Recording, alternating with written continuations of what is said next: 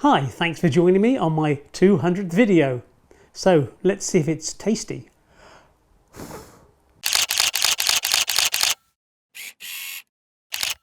Hi, welcome back to Chadwick Model Railway. I'm Charlie. A little bit of a different video this week, nothing in particular, but I'm going to include some running shots of the trains going through and why they stop and the interaction between the trains. I'll sort of go into a bit of detail there. There'll be a few blooper reels that I've acquired over the last perhaps year and a half, I imagine. It's my views on the big companies such as Hattons and Hornby and Bachmann, a little bit controversial, I'm sure. And to finish on, I'd like to grow your interest as the YouTubers, that is, that I might try to put a course together at the end of the year, open to YouTubers that have got between sort of 0 and 500 subscribers and find that their channels are stagnating. So I'm trying to do some research to encourage people into the hobby, but I need to book a room and book meals and all this sort of stuff. But hopefully I'll give you the details a little bit later on. So let's kick off with some running shots. Now in our Westbound fiddle yard today we have a small freight train, then we have King George V, we have a 125 unit, we have a ballast train being hauled by a Western, we have an iron ore train with a high mech and a sort of a mixed freight with another Western, and the outside of that we've got a class 50 on a passenger service. On the opposite side of the fiddle yard, if you excuse the timbers, then we've got a 47 with a small freight train, a 37, then we've a warship on a local passenger service, a 47 with a Freightliner service, and behind her we have the reverse livery Pullman, and just tucked away there's a class 25.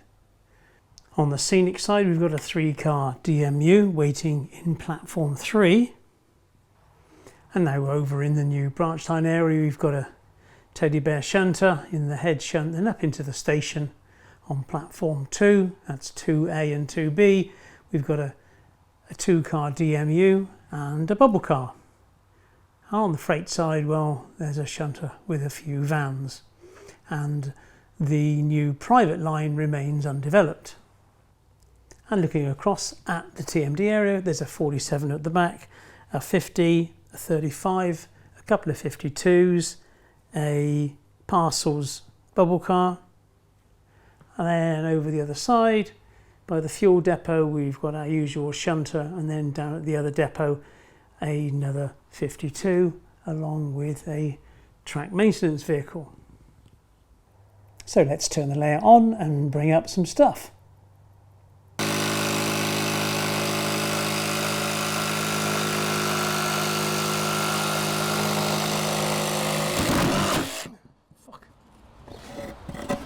Oops. Now rather than just you see trains chasing each other round in circles, I thought I'd give you a little commentary to what's going on. So here we see my warship departing with 6 coaches, and in the opposite direction goes a high mech with an empty set of iron ore wagons, and they head off to their respective helices. There's a word.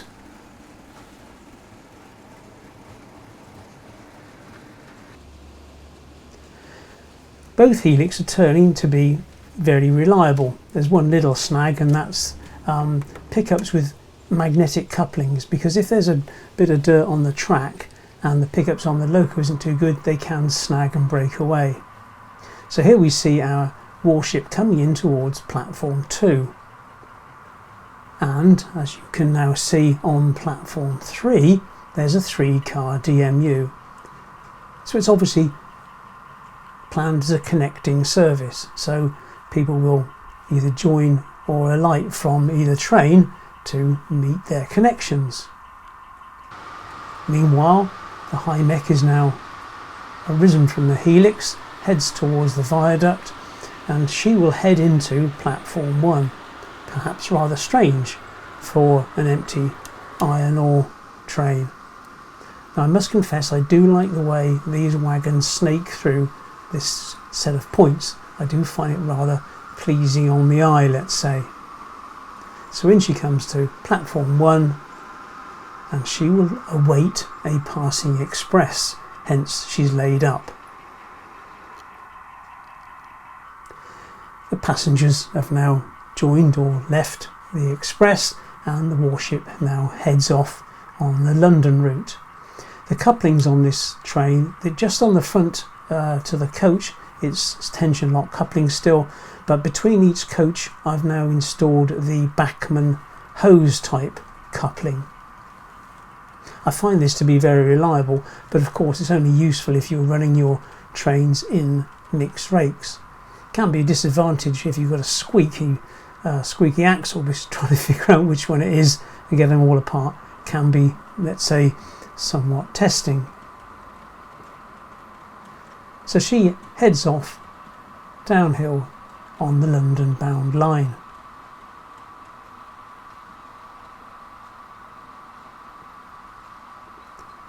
With sound locos, when they're in the non-scenic areas, the sound is off. So it's only when locos come out of a helix that the sounds turn on, and similarly, if they're sound fitted, when they go in, the sound goes off. Meanwhile, back in the other side of the fiddle yard, our 125 has leapt into life. An interesting configuration here, because we have two different restaurant cars, which is where it was on the very first editions in the West Country in 1976. Now I have struggled with connectivity here with Hunt couplings, because this power car actually has pickup issues. I think we're only picking up on one end, so I do need to address that. A stay alive, of course, will also help. Now meanwhile, back in platform 3, our train is now complete, and our little 3-car DMU heads off towards the branch line station. This is an old Bachmann model. It's not the most modern looking thing, but it is one of the early DCC ready locos. I do need to do something about the yellow colour of the full yellow ends. It is kind of somewhat mustardy, but hey, there's just not enough hours in the day currently. So she heads uphill to the branch line station and is destined for platform 1.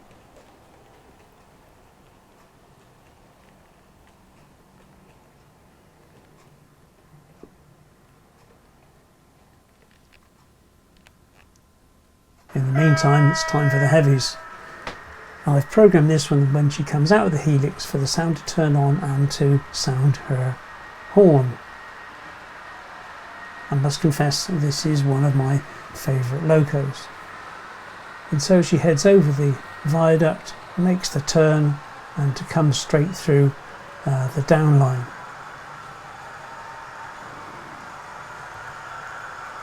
Whistle past the Class 35 parked up there.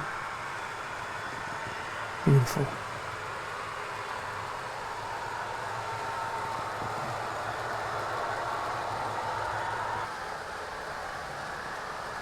And as I mentioned, the sound will now go off, and when she reaches the helix, her speed will change to the helix downhill speed. And as you can see, it's now going much slower. As a matter of interest, the inside curves are 3rd radius curves and the outside are 4th. And that, of course, clears the way for our Class 35 now to head back to the fiddle yard.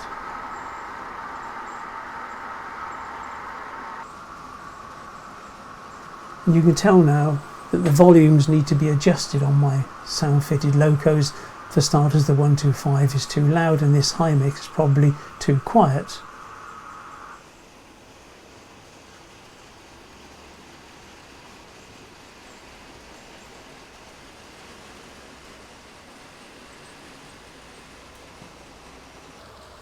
It's always an interesting view really when you get more than one train on the helix. It's kind of sort of mesmerising really, but an interesting thing to view.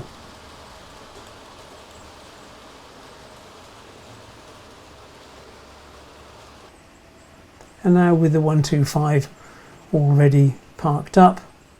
Our 35 with its empty iron ore wagons makes the last turn and comes out in to its designated parking area. There is some yellow dots sort of dotted around, excuse the pun, and they're for me to see where the change in blocks are. So this Hymex should stop when the front axle crosses a insulated rail joiner where the yellow dot is. And there we are. Hi, welcome back to Chadwick Model Railway. I'm Charlie, and this small injury here was caused by my clumsiness. Hi, welcome back to Chadwick Model Railway. I'm Charlie, and my new wound is my clumsiness because I bent down to pick up something from the floor in the bathroom and smacked my head on the metal towel rail. Welcome to the Chadwick outside broadcast unit. Now, a couple of weeks ago, I got a call from DCC Train Automation that they'd received a couple of large packages for me. So I jumped in the car and zipped over, and typically they would not let me leave until I'd unwrapped them, but astoundingly, this is what was in the packages. We have an 060 saddle tank locomotive along with a couple of wagons. Now clearly these aren't quite to scale, but what an absolutely brilliant idea. Now, I'm extremely grateful to Mike Greenwood, who obviously runs a business producing wooden planters for the garden, and his latest range appears to be 060 tank locos with a couple of wagons, and they're ideal for planters. So it's something that Margaret and I will set about in the autumn and sort these out. They are robust, they've all been sort of weatherproofed and everything else, and let's be honest, this one's even got a name on it. Beautiful. And even couplings. Mike, I'm extremely grateful, and if you are interested in purchasing one of these, there'll be a link down in the Show More tab, and Mike has mentioned that if you use the code Chadwick, then you'll get 10% off your order. But they really are something else. So Margaret and I now need to move a few pots around the garden and put these in place. They're absolutely lovely, aren't they? Hi, welcome back to Chadwick Model Railway. I'm Charlie, and today we're looking at all the signals that are going to be put into the branch line area, and that's from the north end of the viaduct right through to the other end. Oh, for f***'s sake. Now, I mentioned earlier that I would sort of give you my thoughts on some of the major manufacturers, and alphabetically, let's start with B. I was somewhat surprised when Bachmann announced their Class 37 series, knowing that Accurascale, the new kid on the block, let's say, had announced theirs. And this is all, free in the commercial world, isn't it? Really, we'll just make something before you do, and we can take all the money then away from the customer. Well, I don't think that appears to be the case. A lot of people kept their powder dry and are going to be rewarded, or have been rewarded, by an excellent model from Accurascale that's kind of £50 to £70 cheaper than the Bachmann item. But it's something for us to keep an eye on in the future, isn't it? When something like Accurascale make an announcement and we suddenly see another company getting involved to draw the money from the modeler. I mean, we have limited funds as it is, but to turn around and say, oh yeah, I'll take that, we'll have that. No. Hang on, keep your powder dry, wait until they both come to market. People will do a review, and if it's an honest review, you'll be able to make the right decision, perhaps based on a little bit of historical data, because people have had them, they'll have test run them, a little bit of reliability, you can see what's going on. But don't just necessarily jump in because Bachmann have kind of instantly going to put something on the market as a spoiler to take the money away from the modeler.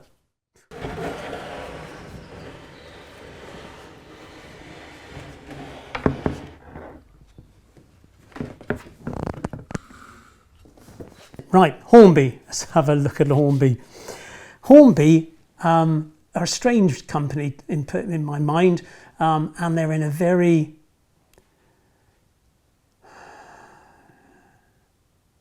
precarious position, let's say. After their extravagance with live steam and steampunk. Then there was the Titfield Thunderbolt embarrassing saga, let's say, which cost them millions, I imagine, and now we're into TT120. These moves weren't actually good and well thought through, were they? Let's be perfectly honest.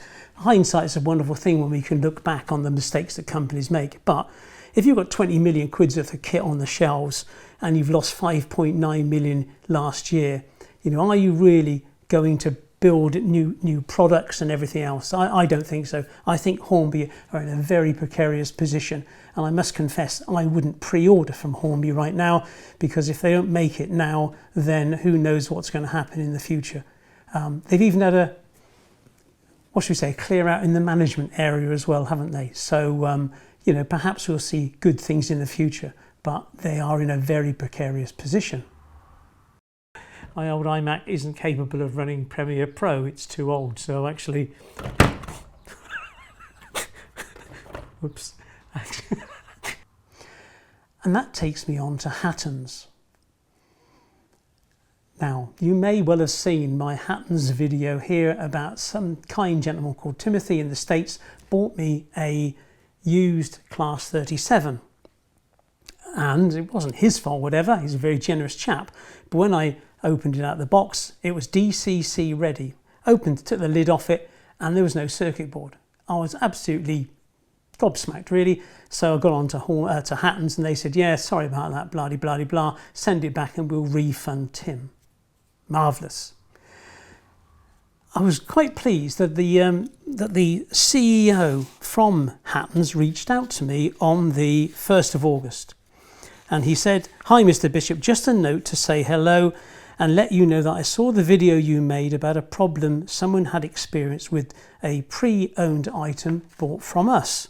I subsequently took a look at the process which led to the problem and have implemented some changes which I believe have helped operations in that area run more efficiently. I just wanted to say hello and let you know that we had responded. Please feel free to let me know about anything at all that came from the video.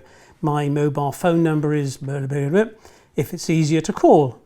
Thank you, Richard, for reaching out. I replied to Richard's email, and you'll see the original receipt come up on screen. Hi Richard, many thanks for your email below. I'm so pleased that you revised the process for dealing with used stock. It was enormously disappointing to open that loco to discover that the electronics were missing. However, I'm somewhat confused as to how the VAT was calculated for this purchase. I know it's not enlightening stuff here, but please stick with this. Please see the attached receipt. Let's say that Hattons bought this Class 37 for £50 and marked it up to £92.50. VAT is then added at 20%, which is £18.50. The VAT is then added to your line price, totalling £111. However, surely the VAT is only payable on your markup of £42.50, as VAT was paid on the initial sale when the item was new, and this would make the total price £101. The margin scheme allows retailers to reduce the VAT on this type of transaction. As things stand, the customer pays more than is necessary to the advantage of the inland revenue. Please could you explain why the VAT is charged on the whole amount for second-hand goods from Hattons? Regards, Charlie Bishop. Now, I sent that on the 7th of August. We're now recording this on the 23rd, 15 days later, and I've still yet to hear back. But it does seem absolutely incredible that you can, someone can sell something for 50 quid to Hattons. Hattons put another 50 quid on it, which I don't have a problem, that's their markup. So that comes to £100, and then they add VAT, which comes to £120. When actually it only should be £110, because you have to pay an extra tenner because Hattons aren't prepared to sort it out with a VAT man. Now, I'm sure there are VAT men watching this. Now, please reply anonymously or whatever, but please leave a comment on your views, because this one's getting on, it really gets my goat. The fact that we as modelers, we spend enough money and we take risks with second-hand items from Hattons or from Rails or Kerno or whoever. But if these guys are all charging VAT on the total line price, then there's something afoot here, and perhaps we as a community need to sort it out. So if I now change the point, you'll hear the mechanism run and hopefully see the signal change. So we're on red and back to green and back to red. And of course, if you want it the other way around, you just swap the terminals around. Now, we all like to support our local shops, and I popped down into Buffers a couple of weeks ago. Now, Buffers is an independent model railway shop located between Chard and Axminster and owned by Maria, a charming lady. And if you're in the area, then drop in. What I tend to do is when I go down south towards, if I'm going to drop in on Pico and see what they've got going on, is I always go in to Buffers on the way. But do check them out, because I'm pretty sure they don't open on a Monday, but please check their website. Anyway, what brings me on to this is when I went in, Maria thrust into my hand a screwdriver. No big deal, I thought. And a bag of screws. No big deal, I thought again. But as it turns out, these are a gem, because it's a magnetic screwdriver and obviously steel-based screws, posi drive type, crosshead screws. And they really don't come off. This is a pretty nifty piece of kit, I must confess. And price-wise, I think the screwdriver was under a fiver, and 100 screws for £3. And if I can zoom in closely here so you can see this, and perhaps you can make out the detail. There's the screw, and as you can see, and it is absolutely brilliant. This is a very nifty way of screwing your track in. A great little thing. So perhaps if you're passing Buffers, or look them up online and give them a knock. So thanks, Maria, much appreciated. Another little tip is what I do with my screws is I put them in a magnetic bowl. And I bought this from Halfords, 2 great big magnets on the other side, and I just chuck all my screws in there, and guess what? Yeah, they stay in there. A good way of keeping hold of your stuff. Beautiful.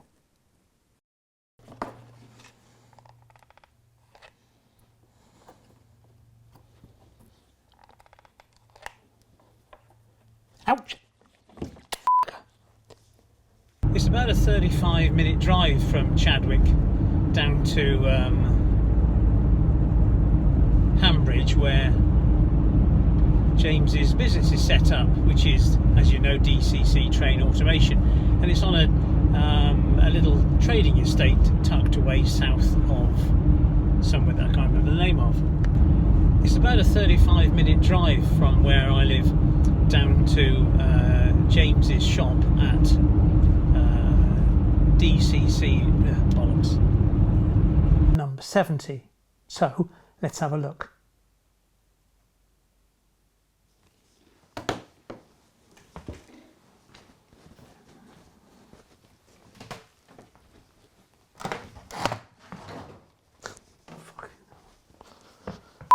Nightmare, isn't it?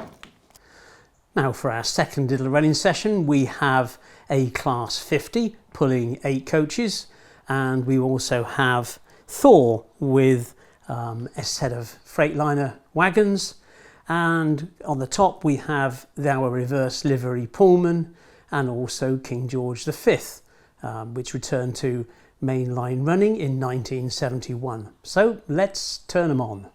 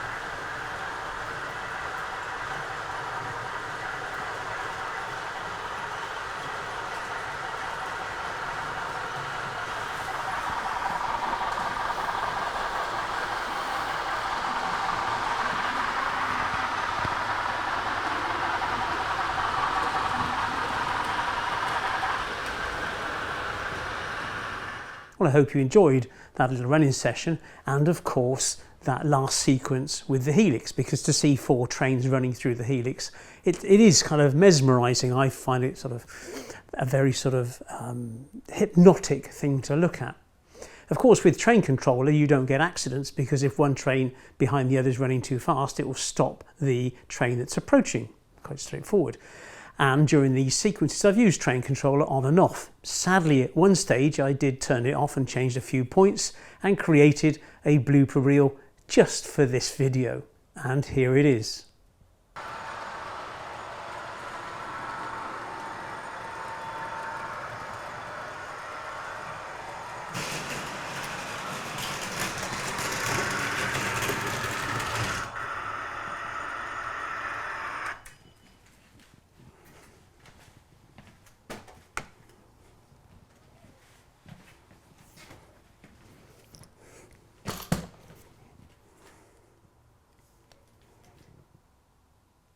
Not quite how I planned it.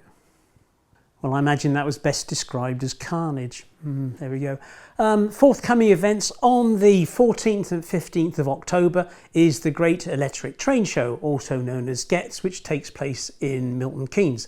I'll be there on the Saturday and the Sunday morning, and if you come along, then do please say hello. One other thing that happens at GETS is the Hornby Magazine Awards take place. Now, hopefully, fingers crossed, they'll have a YouTubers category again, and if they do, then perhaps I could ask you for your vote. Finally, I did mention about some kind of YouTubers course that I'm thinking to put together in the sort of late autumn, December time. I'm kind of thinking about 6 to 8 people perhaps, starting at sort of on a Friday, say 10 o'clock until 3 o'clock in the afternoon. You would need to have made a couple of videos that are out there, so we got something to work on. You know, we can find what's not such, what's wrong with your videos. God, that sounds awful. But you know, how we can improve your videos. If you haven't shot any videos, then I don't think it's really for you, because we can't help each other. But if you've got, I don't know, half a dozen videos out there or whatever, then, you know, and you're interested, then please do get in contact. The email address for me is chadwickmodelrailway@gmail.com, and perhaps you know, if you're interested, you can drop me a line and perhaps we can sort something out. So there we go. Right, hopefully you've enjoyed the 200 video, and in, I don't know, 5 years time there might be another 200. Make it 400 then, won't it? Or perhaps 500 is the next target. In the meantime, don't forget to give this a thumbs up if you've enjoyed it. It helps the YouTube algorithm, because then it promotes it to like-minded people like yourselves. And in the meantime, I'd like to thank the patrons who make this all possible. And of course, if you're not a subscriber, then there's the button and a video here and here. And I'll see you in a couple of weeks' time. Thanks a lot. Take care. Bye-bye.